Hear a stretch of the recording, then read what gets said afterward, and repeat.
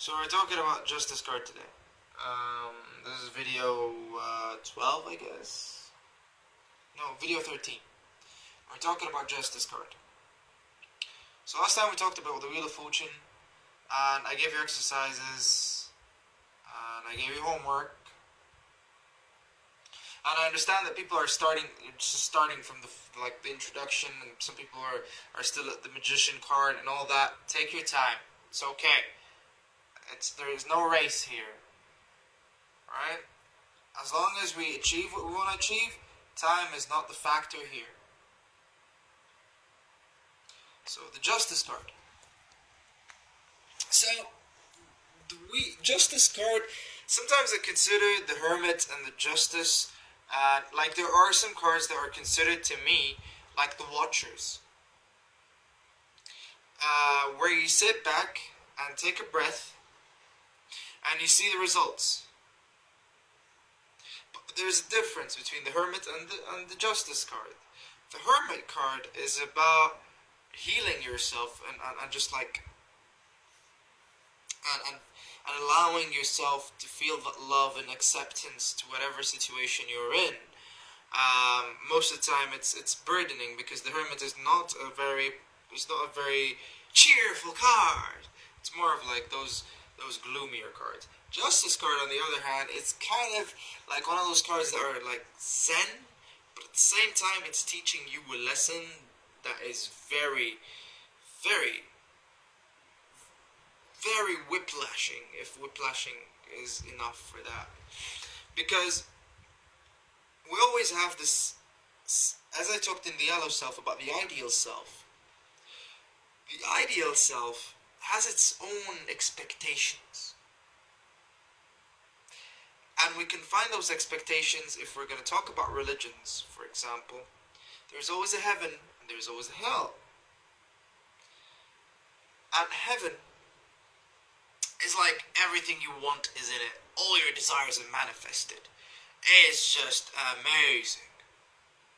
Hell, on the other hand, is torture, extreme torture and pain and severity. And so imagine those both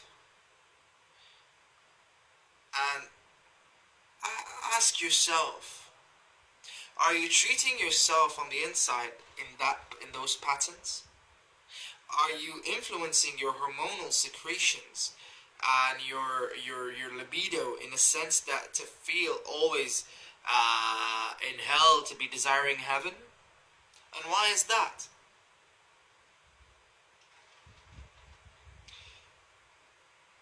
Now, you can answer that question in the comment section.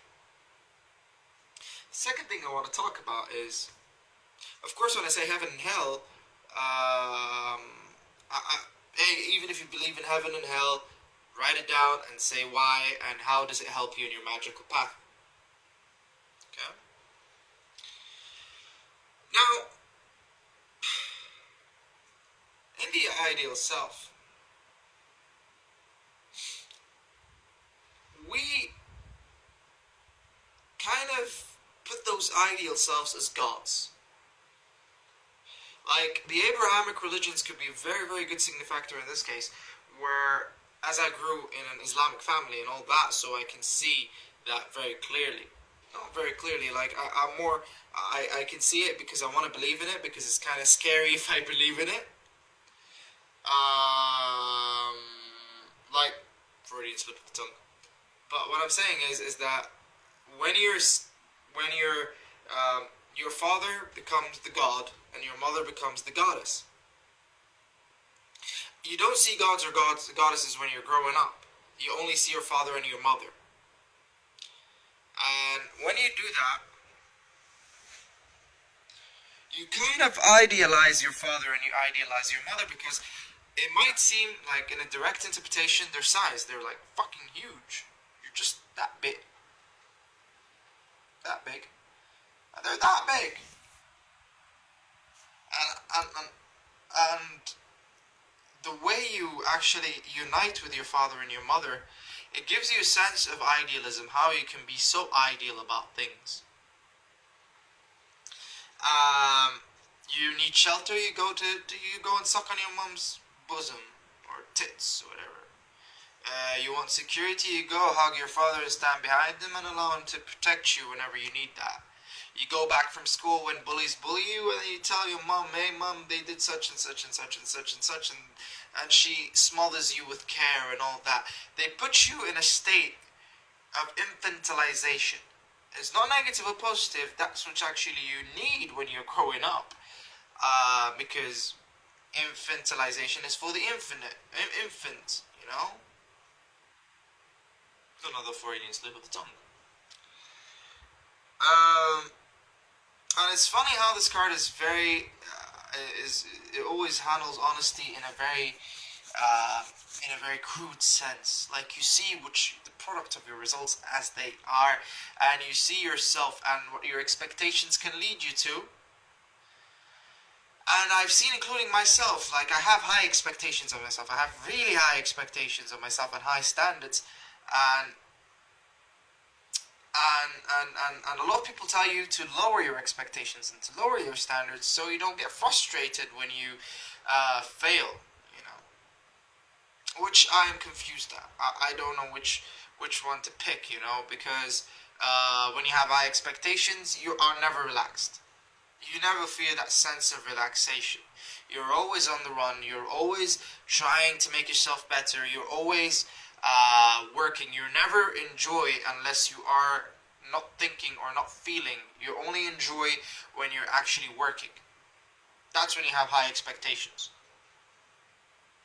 When you have low expectations, and that's the ideal self. That is what the one of the psychiatrists call it